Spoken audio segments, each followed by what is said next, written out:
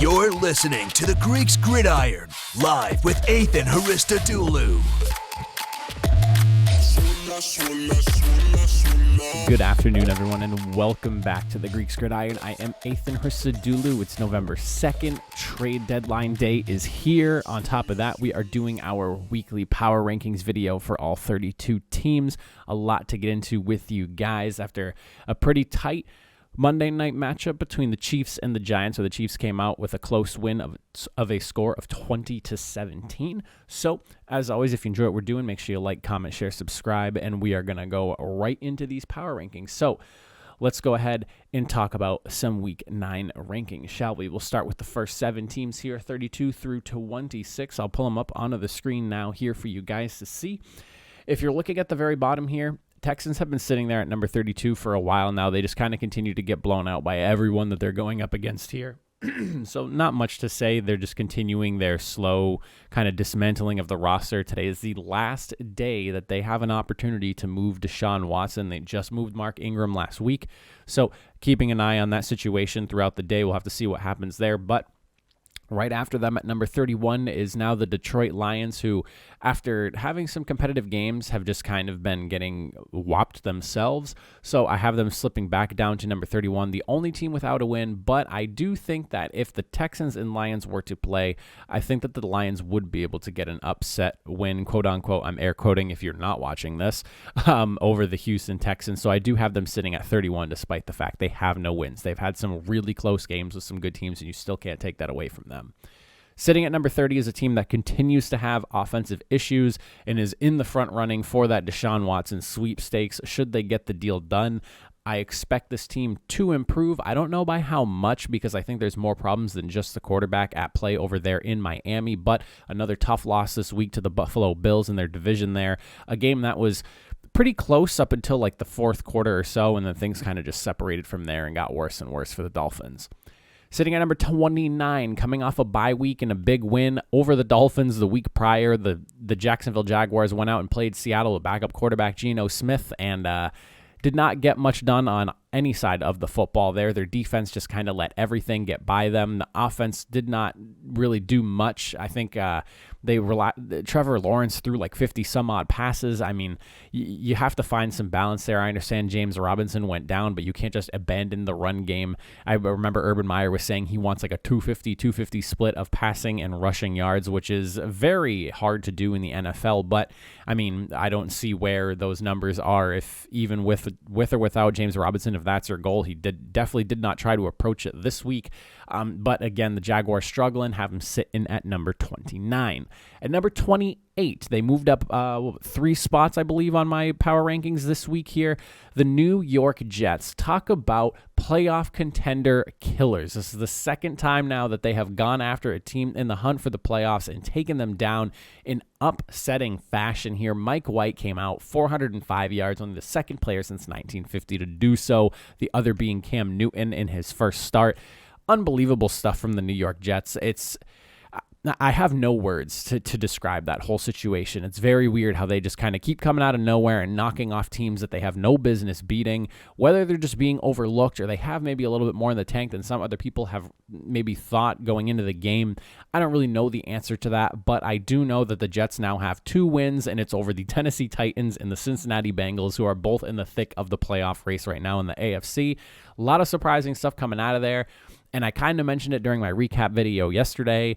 You have to wonder, is there any sort of thought after watching Mike White lead the offense the way he did? What's the thought process with Zach Wilson? I know he's the number 2 pick. I know he's the number 1 guy. But, I mean, you just watched your backup quarterback run your offense the best it's been run all season long.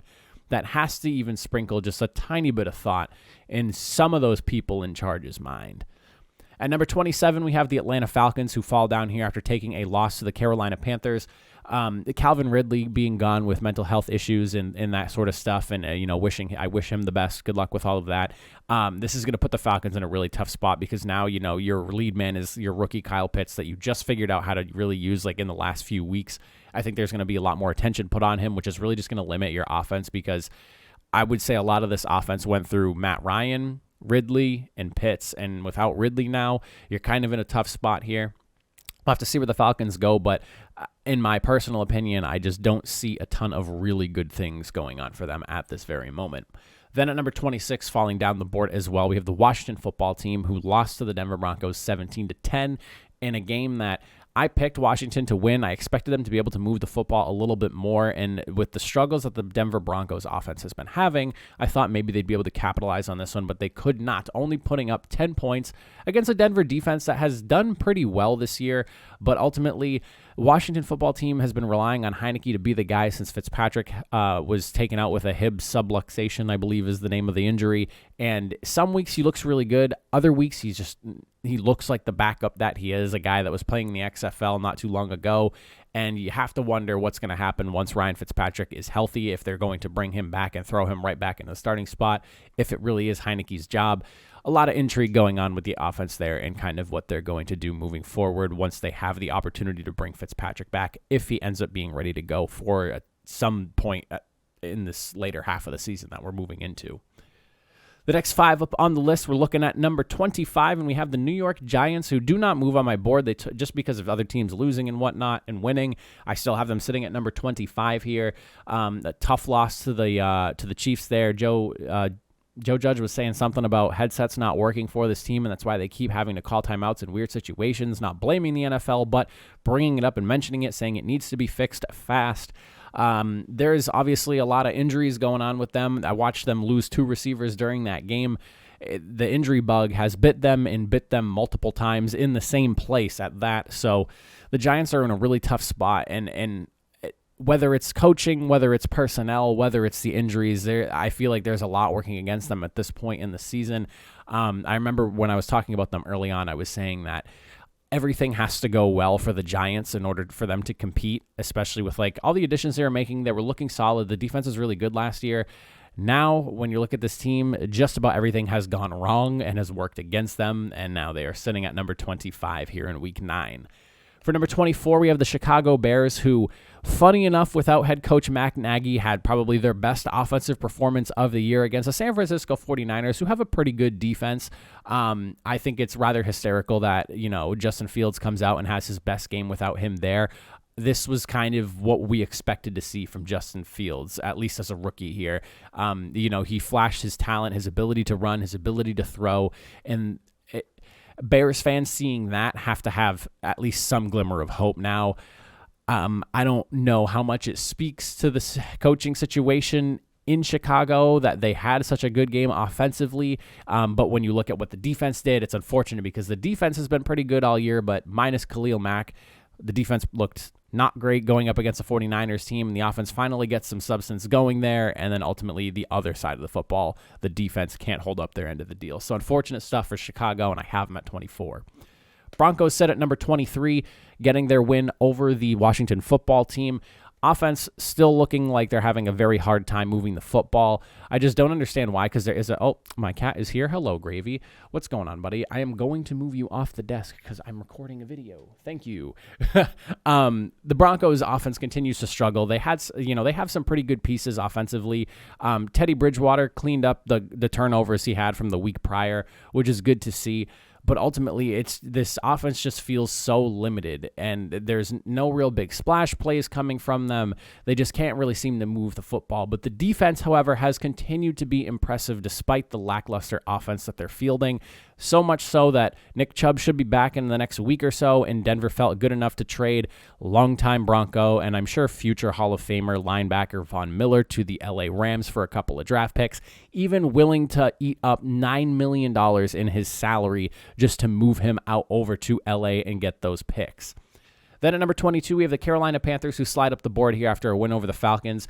Their slide up is a little bit much, in my opinion, but just because of the way the other teams lost and things worked out, it kind of worked out to have them just slide up here as much as they did. Maybe they could probably be like 23 or 24 just because I still do not believe in that offense. They only scored 19 points against a Falcons team that couldn't really move the football at all and was not really helping out their defense much in terms of like time of possession or anything like that. but ultimately they're sitting at 22. Sam Darnold went down with a concussion, which is unfortunate. Hopefully he's good to go and he should be able to play next week, but there has got to be some sort of answer to fixing this offense, and I think the answer is Christian McCaffrey. Once he gets back, I do expect this offense to perform a little bit better, but wide receiver drops, questionable quarterback play have just plagued this team. Meanwhile, the defense has been elite and really, really good. I love the Panthers defense and I love what they're doing over there. It's unfortunate because they are on like two complete different sides of the spectrum. You have a really good defense and then just a really not so good offense being fielded over there in Carolina. At number 21, we have the Vikings, who talk about blowing an opportunity for your chances in the playoffs. You have the Cowboys coming into your home with their backup quarterback starting, a defense that has not really been that great. They've been good and good, I guess you could say, but not great. You have a really good opportunity to, advance yourself forward in this hunt for the playoffs, and you fall short to Cooper Rush and the wide receiving trio of CeeDee Lamb, Amari Cooper, and Cedric Wilson, who were just all absolute monsters in that game for the Cowboys. Cooper Rush had a big game with 325 yards against this defense that continues to just be an issue for the team. While it wasn't as bad as it normally was, and they were actually pretty opportunistic with turnovers, the offense just went completely missing this game. In a game where your offense needed to play good, and the Vikings offense has been pretty good so far this year. Not great, but pretty good. Kirk Cousins has had a sneaky solid year, and nobody's really talking about it because of where they stand right now record-wise. But talk about just a blown opportunity. So I have the Vikings sitting at 21. For the next group of 5, we have number 20, the Philadelphia Eagles, with a nice win over the Detroit Lions. And when I say nice win, I mean a really nice win. They completely stomped them out 44-6 in an impressive fashion. That was a game where I thought the Lions had a shot at winning, and the Eagles kind of quieted some of the doubters a little bit. Granted, you are playing the Lions, but you won in a very convincing fashion. There's been a lot of concern surrounding the Jalen Hurts. There's been some concern surrounding Nick Sirianni. I have talked about that a lot as well, and him just not really fitting in Philadelphia, in my opinion, overall, coaching-wise and just fan base-wise. I just don't really feel Sirianni fits the Philadelphia role. I feel like you need a really hard-nosed, tough kind of person to be the head coach in Philly, and Sirianni just does not seem like that person. But ultimately, I have them sitting at 21. They move up a couple of spots on the leaderboard. Solid win for them. Hopefully they can take that and lean on their running game that amassed 230 yards or so and 4 scores going up against the Lions. Maybe lean on that a little bit more, focus more on the ground game, because it seems like Philadelphia does have a very solid ground game. At number 19, we have the Colts, who slipped down a spot here after taking a tight loss to the Tennessee Titans. I didn't want to move them down too far because ultimately they did lose by 3 points, but moving away from the run, despite how successful Jonathan Taylor has been so far this year, he is second in rushing yards. He has 6 rushing touchdowns. The guy has been really good. They started to move away from him. Then on top of that, the screenplay that led to the interception in the end zone there, and then ultimately Carson Wentz's boneheaded interception that he had in the overtime as well. A lot of frustration with this team because they're so close to being like a 5-3 or 6-2 team, but they're not. And it really just boils down to not being a great team pass defensively. They've allowed 19 touchdowns. There's just a lot of things about this Colts team that irk me, and I'm a Colts fan, so I won't get into it too much because I could rant about them all day as a fan of them, but I do have them sitting at 19, rather disappointed with the loss they had against Tennessee, because if they wanted to really keep their playoff chances alive, this was a game they had to win, and they could not do it against a really good Tennessee team. At number 18, we have ourselves the Seattle Seahawks. Excuse me, I just had to clear myself there. At number 18, I have the Seahawks. Great win for them, 31-7. Geno Smith is your quarterback. When I was doing the previews, I was under complete impression that Russell Wilson was going to be starting. I thought he was back for the game. I swear I read or saw something that was talking about him starting for that game against the Jaguars, but he was not. But ultimately, it did not even matter. They completely stomped out the Jaguars in impressive fashion, 31-7. The offense looked really good. DK Metcalf had a couple of touchdowns. Lockett was hooking up with Smith all day, ton of yards, a touchdown himself. Or actually, I don't remember if he had a touchdown or not, to be honest with you, but I know he had a ton of yards and a ton of catches that game. He looked really good.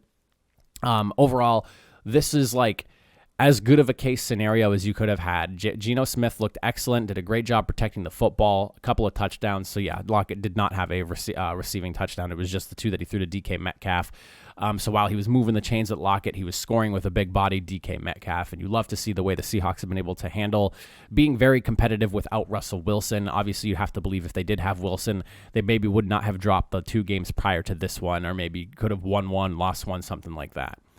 At number 17, we have the 49ers, who got a big win over the Chicago Bears, a much-needed win at that. The offense looked really good. Jimmy G quieted some doubters after this week, 300 yards passing, and then on top of that, a couple of rushing touchdowns as well. Did a good job taking care of the football after a messy game against the Colts the week prior and that monsoon they had going on over there. But ultimately, a really good win for San Francisco. I have them sliding up, I believe, one spot here on the leaderboard.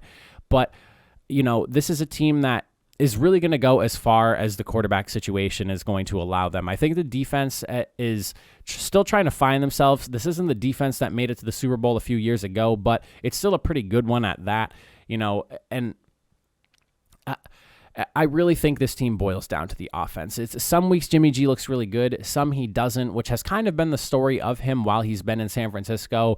If he can stay healthy, I think it does maybe give them a better chance of winning than having Trey Lance in, but I'm really on the Trey Lance train, and I want to see him jump into the starting position at some point soon, especially if they continue to lose games where they are. They're below 500 right now. Obviously, they just got the win, but if they end up dropping a few more games, I think you're better off just getting Trey Lance in there, getting him the experience, and seeing what you can get out of him, because Jimmy G just does not seem to be the answer there offensively, and it's kind of like a foregone conclusion that he's probably not going to be there next year. So just rip the Band-Aid off instead of a slow pull, you know what I'm saying? At number 16, we have the Kansas City Chiefs. They got a big win over the Giants. When I say big win, I just mean for their playoff chances and just kind of being able to regroup. They're going up against a New York team that I think that everyone expected the Chiefs to come out winners of. The Giants have just dealt with so many injuries. It's so hard for them to field a competitive team, and I feel for them. But the Chiefs really should have won this game, and they did. And it's a good way for them to just kind of get back on track. They're sitting at 500 now, 4-4. They're right in the middle of the pack, in my opinion. Very questionable defense still.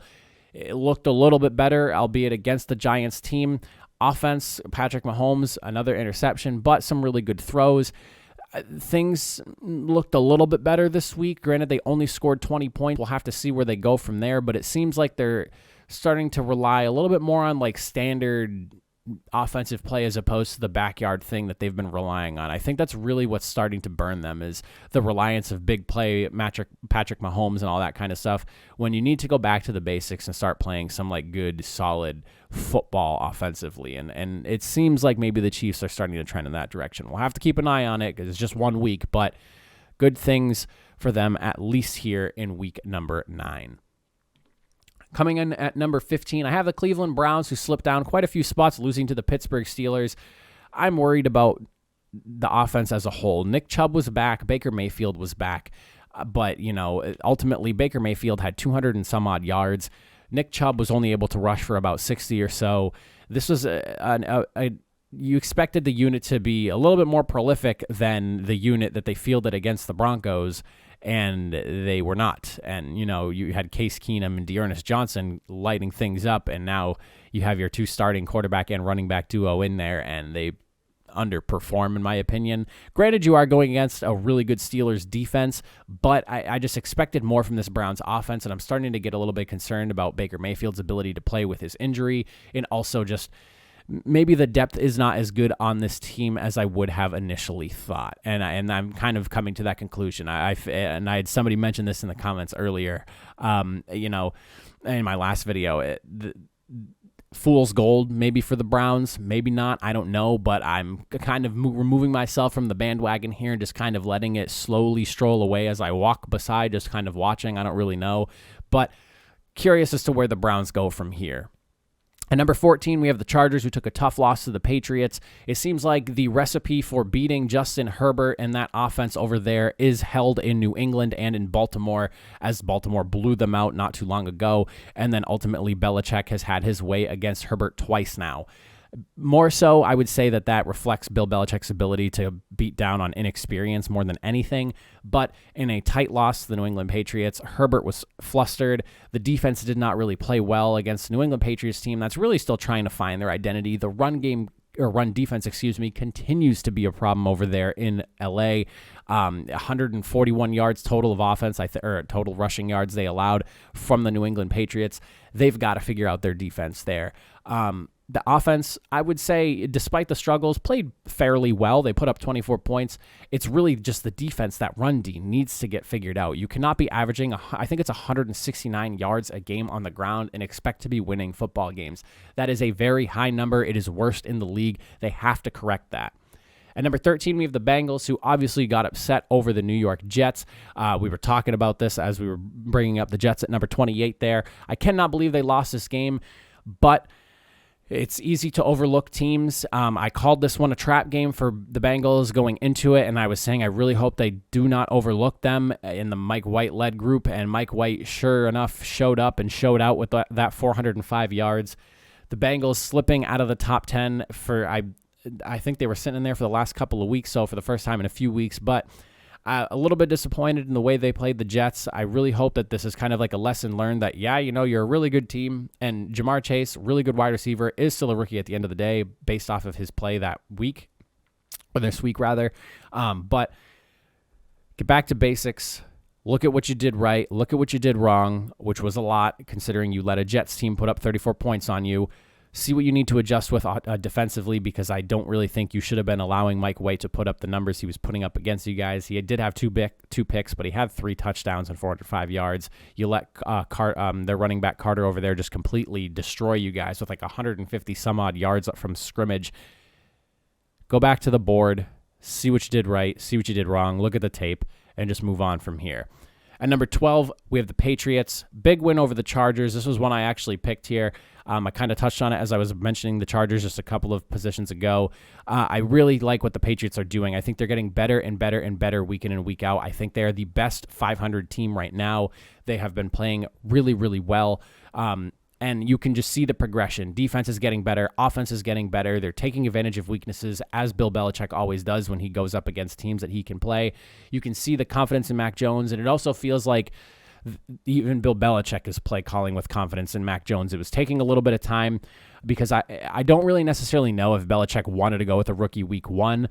And it feels like there's been a little bit of a process of trust being gained there, but ultimately I think Mac Jones now has it. He did a great job on that final drive, killing as much clock as he could, and that led to a field goal. Ultimately, not a great game for him altogether, but he played well when it mattered most, and that's what matters. He got that W. Big win for the Patriots, sitting at number 12. I'm curious to see where a lot of other people have them ranked, because I feel like I might have them higher than most, but I like what the Patriots have brewing over there. And then at number 11, the Pittsburgh Steelers, above 500 now. Their 3-game win streak is looking really good. The defense is a top-tier elite defense, a playoff defense at that. The offense, though, continues to be the kind of downside of this team. This team will go as far as the offense can carry them. Not carry them, but as far as the offense can go, I guess, would be a better way, because the defense is what's carrying them. But this offense needs to get better. If you want to see the Pittsburgh Steelers in the playoffs, they need to find more ways to just get some points on the board, because you are not winning a playoff game in the AFC with just 15 points. Granted, they may not need to score much more than that, considering how good their defense is, but there's some really good offenses in the AFC that you have to watch out for, so you have to believe that Pittsburgh's going to figure out a way. One thing I think they've done really well, and they did really well just this past week, was the balanced game that they had. 35 plays passing, 32 plays rushing. That's exactly what you want to see from this Steelers team. Roethlisberger cannot be throwing the football 50-some-odd times a game. That is not a recipe for success, especially missing Juju Smith-Schuster.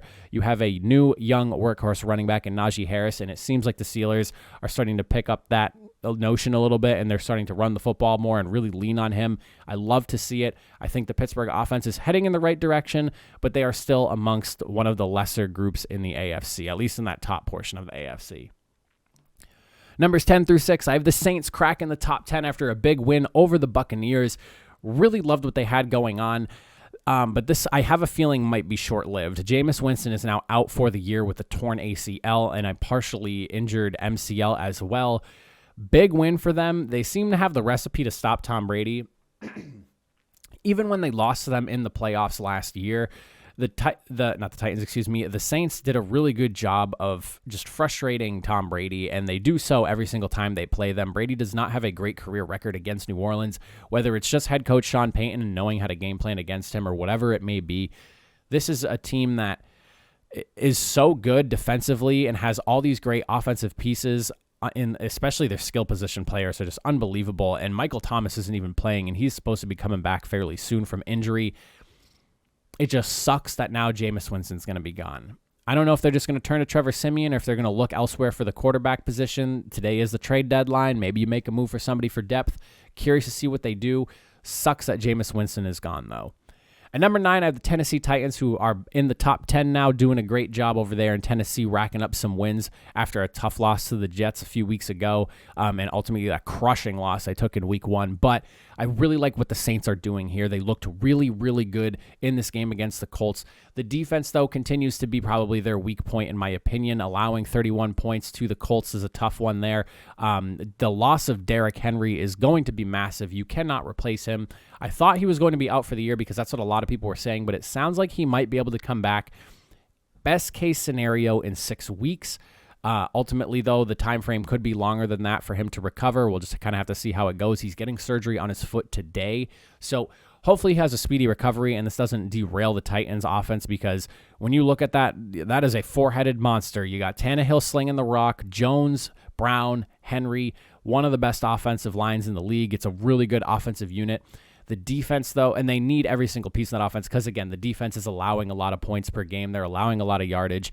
I love this. The Titans. I'm like confusing teams here. Excuse me. I love what the Titans are doing. I think that they can be a very competitive team in the AFC. But with the loss of Derrick Henry right now, I don't think I can slip them above the next 2 teams I have on this list. At number 8, I have the Raiders on a bye week, and 7, the Baltimore Ravens, also on a bye week. I think with the injury of Derrick Henry, this kind of puts them right behind both of these teams, because both the Raiders and the Ravens have been very good offensively and fairly good defensively as well. Minus, the Ravens getting blown out to the Bengals last week. But the Raiders have been a really surprising team defensively. They've been playing fairly well as well. But again, both those teams on a bye did not really move around much on the board here. So 9, 8, and 7, those are my top 3 top 4 of the top 3 of the top 4 teams that I have here in the AFC. Now, coming in at number 6, we have now the Tampa Bay Buccaneers slipping out of the top 5 for the first time this year after their loss to the Saints.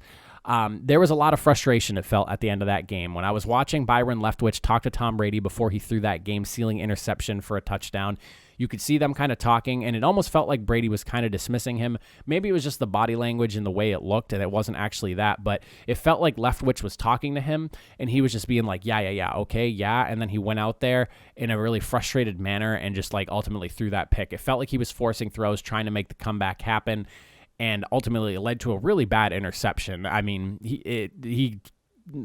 the corner jumped that route so well, and shout out to PJ Williams because it was a great pick. I don't know. I'm unsure of why Brady would have made that throw, especially with how good his decision making is. I was very shocked to see that throw and see that as the result. But we'll have to see where the Buccaneers go from here. First time out of the top 5, I have them sitting at number 6.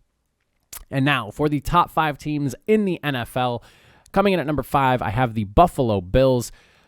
Best team in the AFC, in my opinion, despite losing to Tennessee and despite losing to Pittsburgh early on in the year. I really believe in this Buffalo Bills team. They were 4 yards short of being able to beat the Titans. And then, they had that loss to the Pittsburgh Steelers. That's one that, you can't really get an answer to unless you see these 2 teams go up against each other in the playoffs or something like that. But like the Bills, just on the offensive side of the football, the defensive side of the football, play so well and do such a good job.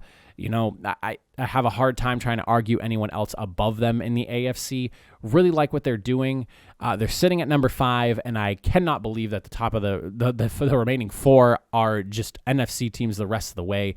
But coming in at number 4, I have the Dallas Cowboys, who with this win proved the depth and the ability that this team has and the great coaching that Mike McCarthy is doing over there in Dallas. This was a game that they would normally lose any other year, but Cooper Rush stepped in and showed up and showed out for them, did an excellent job of moving that offense around. Obviously not as explosive as it normally would be with Dak Prescott in there, but it was good enough to get a win over a Vikings team that needed a W at home against a backup quarterback to keep themselves in the playoff race, and the Cowboys got it done. At number 3, I have the Arizona Cardinals, who are coming off their first loss of the year against the Packers team that had so many injuries in the game. This is a game that Arizona really should have won and been able to take advantage of defensively. I understand they're missing J.J. Watt, but at the end of the day, you can't be going up against a team that's fielding literally all backups and Randall Cobb as their wide receiver group and not be able to at least slow that offense, prevent them from putting up even 20 points. Little bit worried about the defense over there in Arizona minus J.J. Watt. I think that takes away a really big presence. Hopefully he's still there on the sideline, keeping his team hyped up, because I think he brings more than just his ability on the field. He's not quite what he used to be, but his presence and his fire, I think, really changed the Cardinals team as a whole and has kind of brought a new swagger to them and has allowed them to play the way they have. The offense, though, still really good. That interception at the end of the game is still one of the more confusing things I think I've ever seen in a Thursday night football game, or just in football in general. There was a clear miscommunication or something going on there, because you could see that A.J. Green had no clue what happened there. Kyler Murray was just kind of like, what the hell? So hopefully they can sort that whole thing out and it doesn't just leak in and they don't start dropping games from here on out. I really like the Cardinals, and I think they'll continue to be a top team in the NFL. At number 2, we have the Green Bay Packers, who moved their way up the leaderboard. You know, the Packers have just week in and week out proved all doubters wrong with all the drama they had with Aaron Rodgers. I still cannot believe that they are just sitting at only 1 loss on the year. What can you say, man? Rodgers, while not having his MVP season, has still been playing at such a great level. He did so much with a bare-bones wide receiver group. The defense had a really good game against an offense that has been prolific this year. And you just have to really like the direction that the Packers are trending in right now. They're the clear-cut best team in the NFC North, and they are playing at such a high level with so much drama and like looming darkness kind of over them. I don't know how Matt LaFleur is handling it all. I don't know how this whole team is getting it done, but they're getting it done, and they're doing it impressively. Shout out to Green Bay. You guys get the number 2 spot. And then sitting at number 1 to cap things off, at this point, yeah, they got blown out by the Cardinals, but the LA Rams, man, at this point, with the addition of Von Miller, are just looking like the most complete team in the league. They are clearly all in to win the Super Bowl, and at this point, the trade for Von Miller kind of stamped that. If you do not win the Super Bowl this year, talk about a boom or bust type of situation for the Rams. I really want to see them make it the whole way, especially with it being in LA. That would be crazy to have back-to-back years of teams that are in the host stadium, playing in the stadium for the Super Bowl. It's only happened once, and imagine it happening in back-to-back years. That would be rather crazy, but a great team being fielded in LA. The defense has picked things up after kind of a slow start at the beginning of the year. I'd say that first quarter of the year, the defense was not quite where it needed to be, but they feel like they're getting better and better every single week. Matthew Stafford's on an MVP run here right now, playing out of his mind, showing everyone just how good he is and why I've been saying for years I think he's an excellent quarterback. He was just in Detroit. So the Rams lock in the number 1 spot, and that is my Week 9 power rankings. I appreciate you all for watching. Let me know where everyone should be in the comment section down below. What do you think about these rankings? Who's in the right spot? Who's in the wrong spot? Let me know in the comment section down below. I love talking to you guys about it, but that'll do it for me today. I will see you guys on Thursday for a Thursday night preview of the game. We have Jets at Colts in Indianapolis, so that'll be the next time I see you guys. Enjoy the rest of your Tuesday and have a good rest of your week. I will see you then. Catch you later.